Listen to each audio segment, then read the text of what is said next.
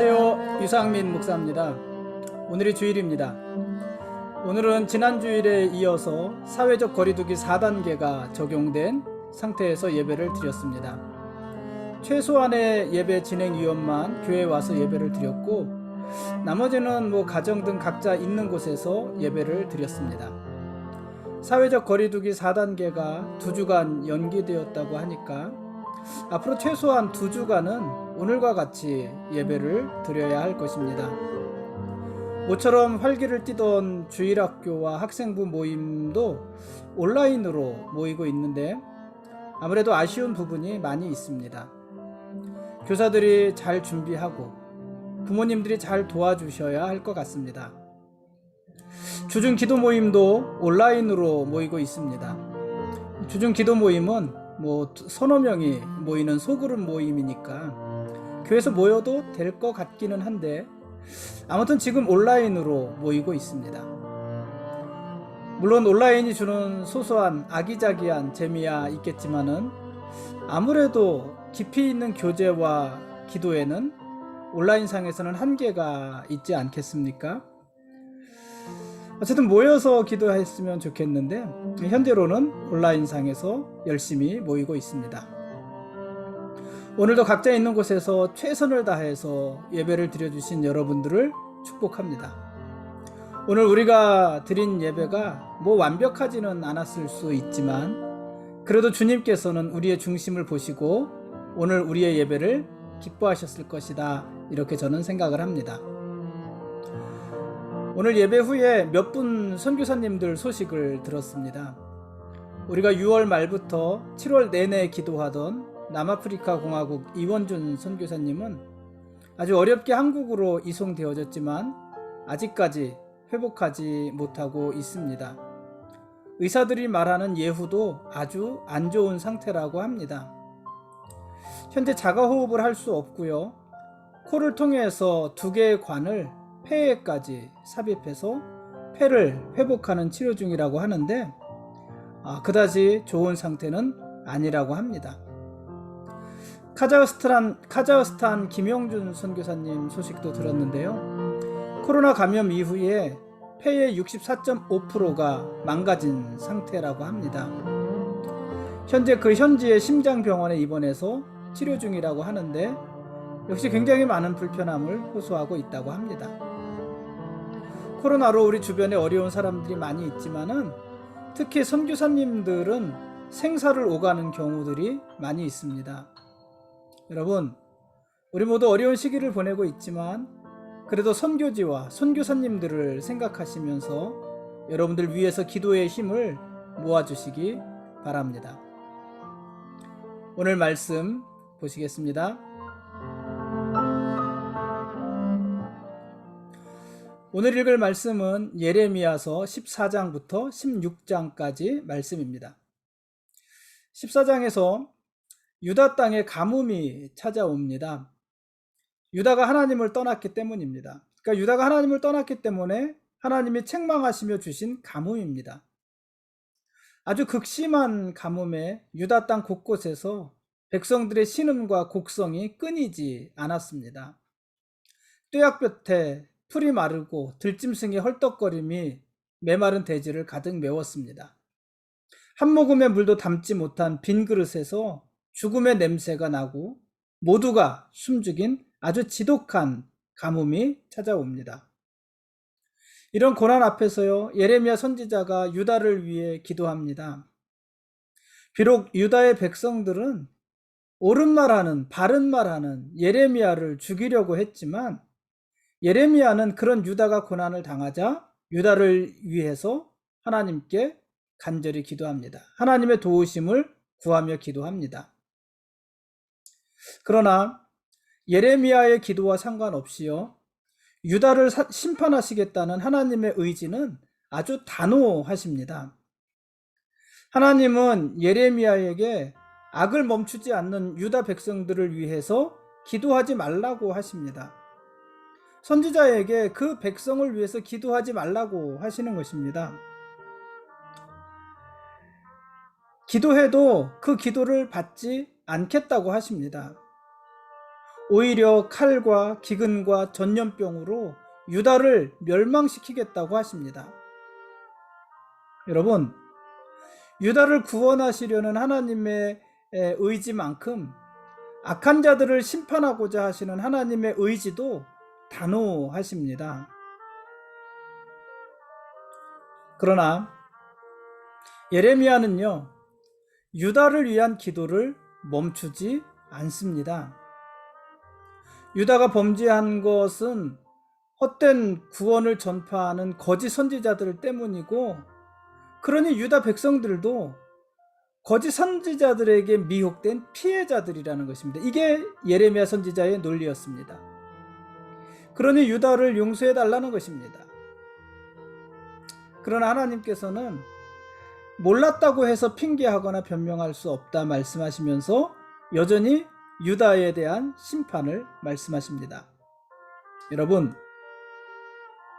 우리가요, 진리에 순종하는 것만큼 중요한 것이 거짓을 분별해내는 것입니다. 그렇죠? 진리를 알고 그 진리에 순종하는 것 얼마나 중요합니까? 그것만큼 중요한 것이 거짓을 분별해내는 것입니다. 어떤 것이 잘못된 것인지, 하나님과 상관없는 말들인지를 분별해내는 것, 그것이 중요합니다. 그러나 유다 백성들은 거짓 선지자들의 미혹을 분별하지 못했습니다. 왜 분별하지 못했을까요? 왜 분별하지 못했을까요? 왜냐하면 유다 백성들 마음에 이미 욕심과 정욕이 가득 차 있었기 때문입니다. 여러분, 거짓 선지자들이요, 엉뚱한 말, 허무맹랑한 말들을 하는 것이 아닙니다. 백성들의 마음에 있는 욕심을 자극하는 말들을 하는 거예요. 백성들의 마음에 있는 정욕을 자극하는 말들을 하는 것입니다.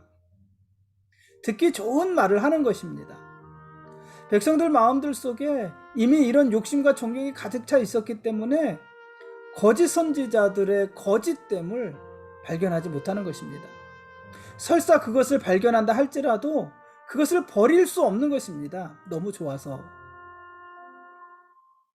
그러니 유다 백성들은요, 거짓에 속아서 망하는 것이 아니라 사실은 자기들 속에 있는 거짓과 정욕 때문에 망하는 것입니다. 하나님은 유다를 심판하실 것입니다. 그러나 유다를 심판하시는 하나님은요, 그걸 좋아하지 않으세요. 당연히 그렇지 않으시겠습니까? 유다의 심판을 보시면서 그거 참 잘됐다, 그거 참 쌤통이다, 이러지 않으십니다. 오히려 하나님은 유다를 심판하시면서 심판당하는 유다를 보시면서 밤낮으로 눈물을 흘리십니다. 우십니다. 하나님께서는 유다 땅을 돌아다니시면서 칼에 죽은 자, 기근으로 병들어 죽은 자들을 볼 때마다 눈물을 흘리십니다. 그게 하나님의 마음 아니었을까요? 15장에서는요, 하나님이 예레미야의 기도를 또 거절하십니다.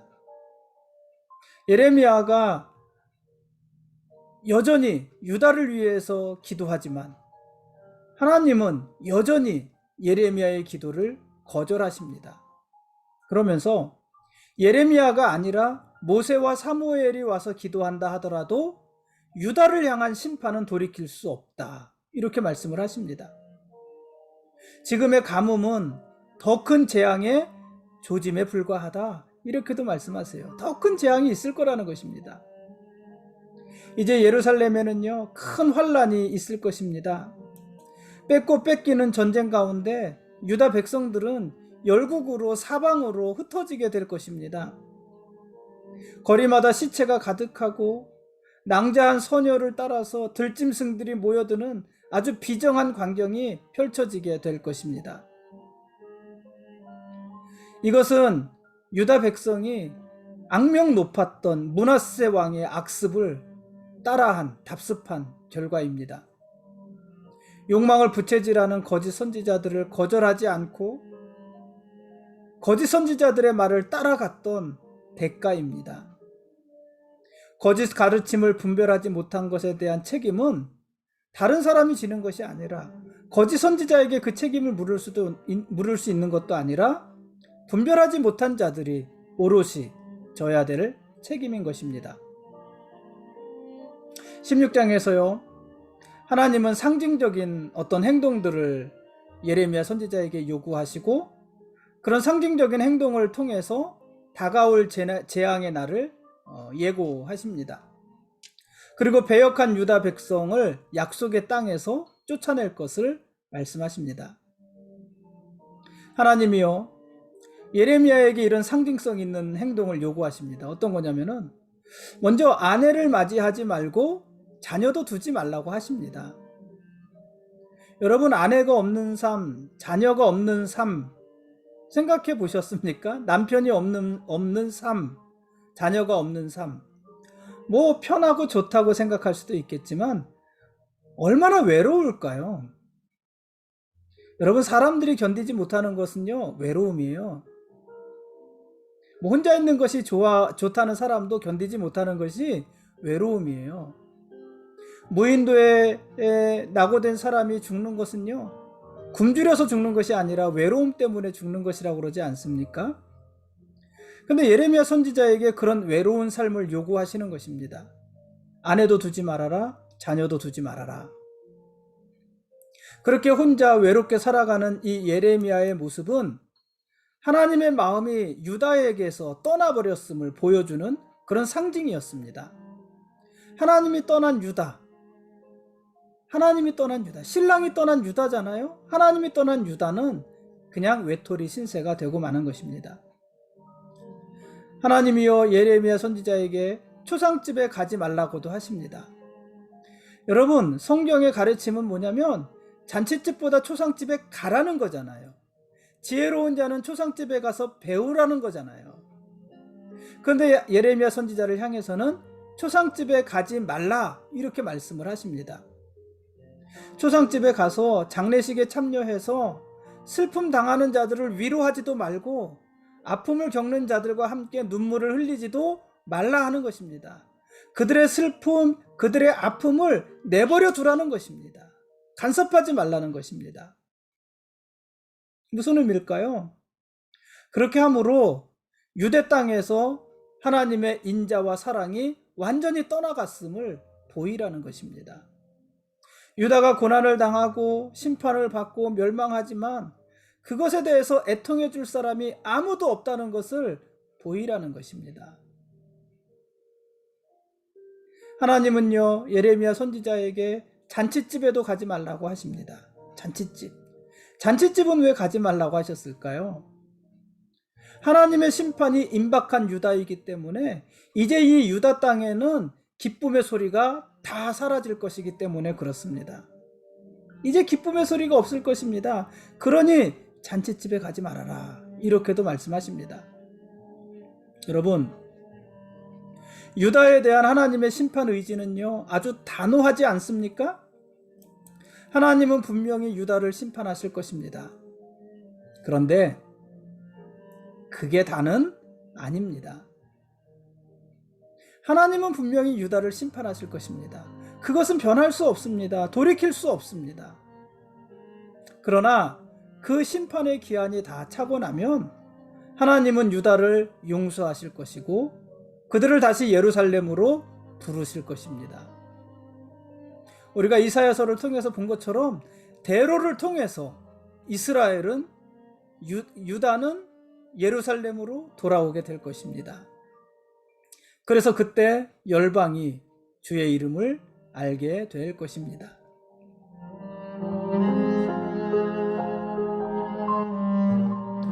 지금까지 예레미야서 14장부터 16장까지 말씀에 대한 길라잡이였습니다.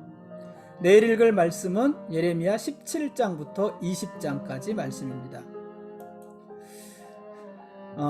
유다가 멸망하잖아요. 이 유다의 멸망에는요, 거짓 선지자들의 역할이 아주 컸습니다.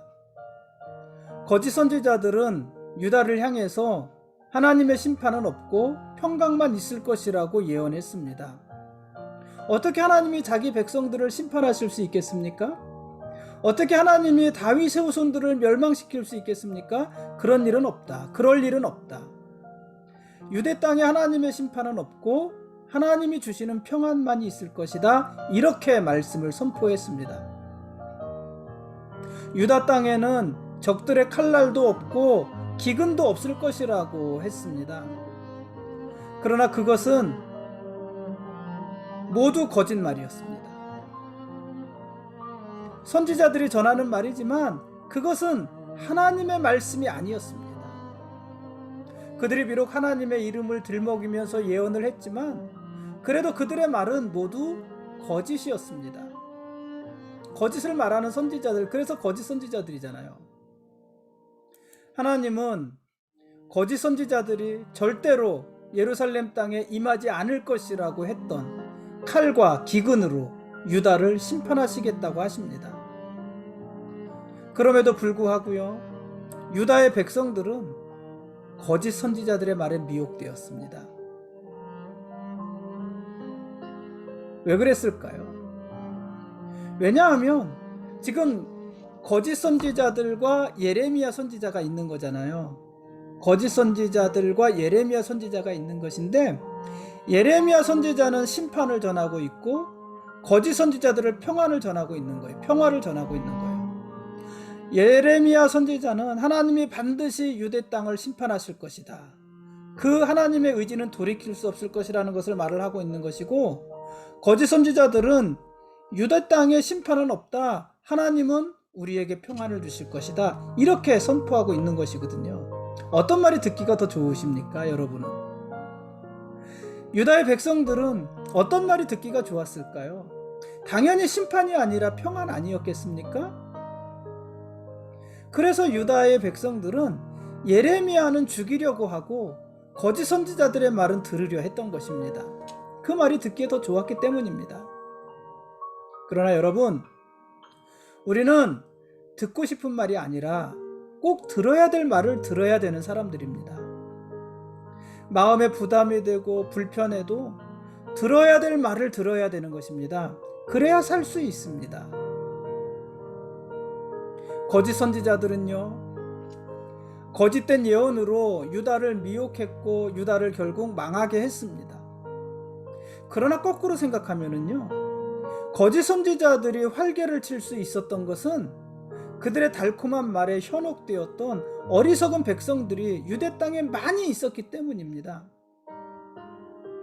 들어야 할 말이 아니라 듣고 싶은 말만 들으려고 하는,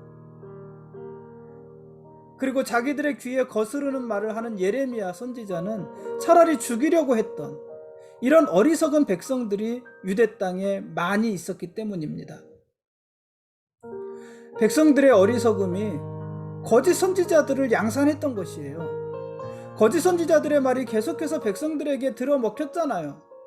백성들은 계속해서 거짓 선지자들의 말을 듣고 싶어 했잖아요. 하나님의 심정으로 울면서 하나님의 말씀을 전하는 예레미야 선지자는 그 말은 듣기 싫다고 죽이려고 했잖아요.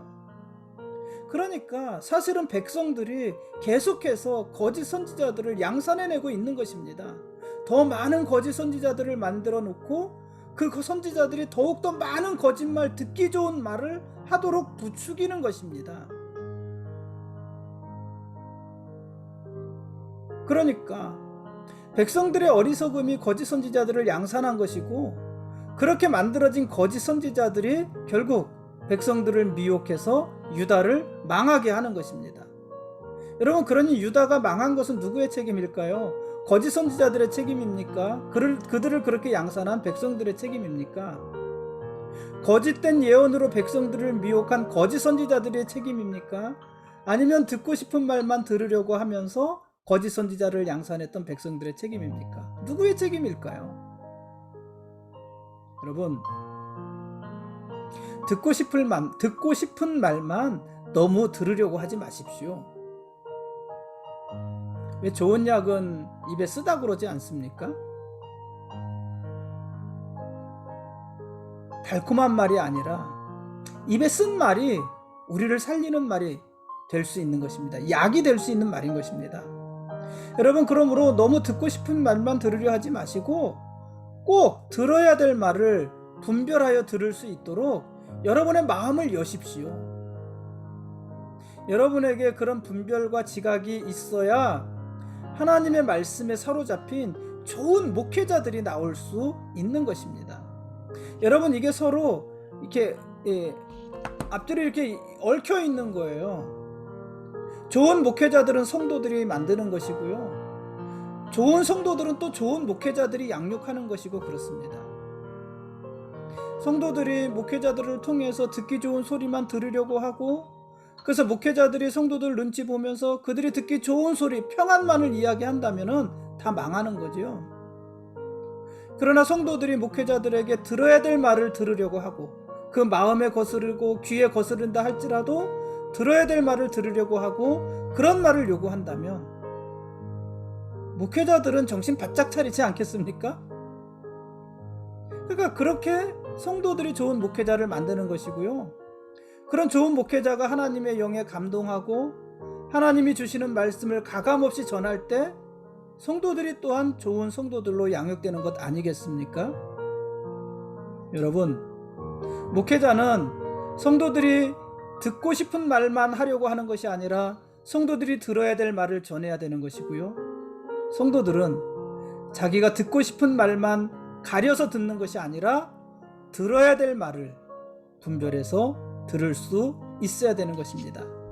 그래야 목회자도 살고 성도들도 살고 우리가 다 사는 것입니다. 오늘은 여기까지 하겠습니다.